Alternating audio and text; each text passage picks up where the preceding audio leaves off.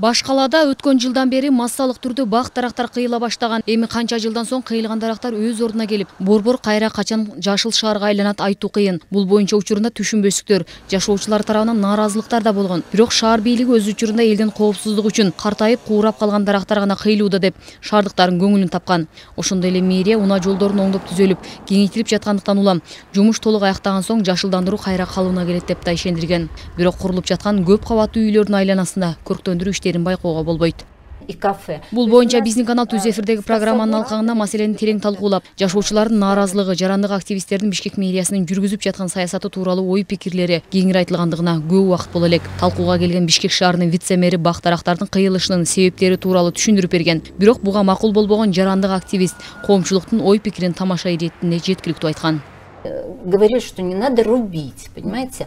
А вырубили в этом, мы ходили. Биз көчөлөргө анализ жүргүзгөнбүз. Токтоналиев көчөсүндө эч кандай куураган дарактар жок болчу, жаш дарактар эле. Ошондуктан 2017 жылдан бери биз Албек Ибраимовду багбан деп тамашалап атабыз.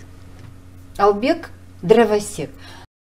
Албетте шаар бийлиги буга чейин ар бир кыйылган бак дарактардын ордун толуктап, жетеселеп жаңы көчөттөрдө отургузаарын убадалап эле келишет. Көчөт отургузуу жумуштары шаарда ишембиликтин алкагында өткөн аптада башталганы белгилүү. Президент Сооронбай Жээнбеков өзү шаар мэри Албек Ибраимовдон кыйылган дарактар менен отургузулган көчөттөрдүн тагдырына кызыгып суроо берген. Өз учурунда шаар башчысы өткөн жылы 7000, быйыл 15000 бак отургузулаарын айтты. Бирок мындай көрсөткүчкө ынанууга болобу болбойбу суроо жооп көпкө созулган. Прессада кээде жазып атпайбы, маалымат берип атышат. Дарактардын баардыгы кийип атса жөндөп атат, жолдор кеңейип атат, жол кеңейип атат, объекттер салынып атат. Ошо азыркы сөздөрдү түшүндүрмө иштерин жүргүзүп коюш керек да. Жашылдандыруу жакшы кетип атат Бишкекте. Биз ар бир бактын ордуна 7 бактан өтөт. Ошондо былтыр 1000 бак болсо 7000 бак отуруштук да. Быйыл 15000 бак отурусубуз. Бак дарактардын массалык кыйылышы чындап эле жолдордун кеңейишине байланыштуубу же курулуштардын курулуп жатканынан уламбы айтор азырынча бир жактуу жооп айтуу кыйын. Анткени менен борборду көрктөндүрүү боюнча пландын алкагында аткарылып жаткан жумуштар менен Бишкек жашыл шаар статусун жоготуп койбосо эле болгону. Себеби жол кеңейүүдө деген шылтоо менен кыйылып, кайра жаңы отургузулган бак дарактарга суу жетпей калган көрүнүштөр жок эмес.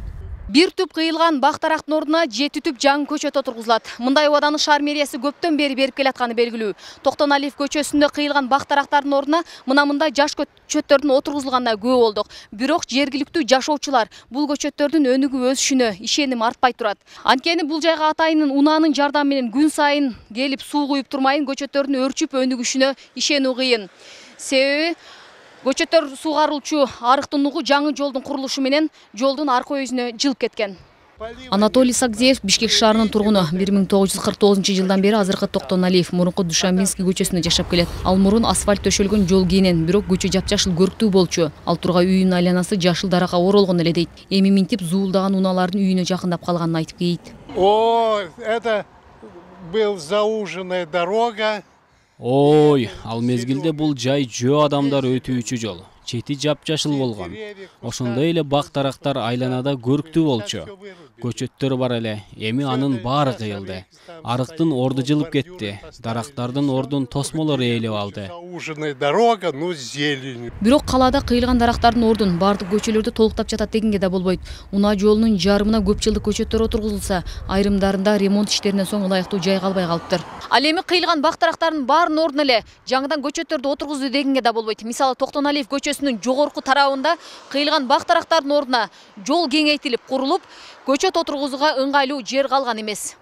Маалыматтар боюнча өткөн жылы шаарды көрктөндүрүү боюнча мэрия 60 миллион сом коротсо, бул жылы 3 миллион сом каралган. Бирок ыракы чет өлкөлөрдөн көчөт сатып алып, шаарды көрктөндүрүү иштерин жүргүзүп, көп жылдык бак дарактар каз катар тизилип отургузулган менен маселянын узак өмүр сүрүшүндө, көп жыл өнүп өөрчүп шаарга көрк берүүсүндө, себеби ирригациялык системанын жоктугунан көптөгөн жайларда жыл сайын отургузулган көчөттөр жыл айланбай куурап калганы белгилүү.